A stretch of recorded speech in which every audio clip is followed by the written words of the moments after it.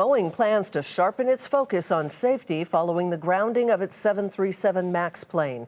The announcement comes as the company enters a critical time of the year. Phil LeBeau has been following this story for us all along.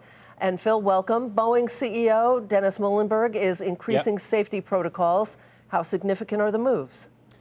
Well, the moves are significant considering the fact that what Boeing has gone through has exposed a lot of flaws in the process of developing and building aircraft. So certainly the fact that they're going to be taking a greater focus and people can now step up if they see a safety issue, that's certainly going to help in the future. Look, it can't get any worse than it already has been for Boeing, but keep in mind, this also comes as people continue to question what was being done as they developed the 737 MAX. The most recent report over the weekend is that this was a plane that as they built the military version of it, it had safeguards that were not applied also to the commercial version. And it's just one more case where people, and you can bet they'll bring this up when they question Dennis Muilenburg in Washington, D.C., people are saying, what was going on? Yeah.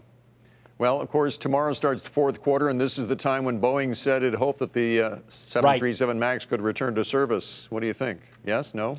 They've got a lot of hurdles they got to clear. If they're going to make it within the next 90 days, think about this. They've still got to do a recertification flight, and I get no indication that that's going to be happening anytime soon. Then they've got to formally ask for the regulators to approve the MAX going back into service. Then they've got to prepare all of these grounded MAX planes. You just can't flip a switch. That's going to take anywhere between 20 and 40 days is the estimate I hear from the airline. So a lot of things have to happen if the MAX is going to fly by the end of the year.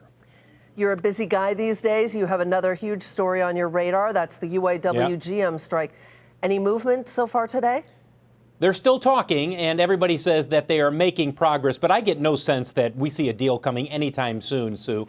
Keep in mind that the UAW workers, they've been without work. So they've been 2 weeks now without work, which means they missed a paycheck on Friday. They are now eligible for strike payments from the UAW. That comes out to $250 a week as they start to get those this week. That'll help a little bit, but guys, $250 a week, that's nothing compared to what you're making if you're on the assembly line. Indeed. It's interesting that GM shares have not suffered over this time frame. Why is that, you think?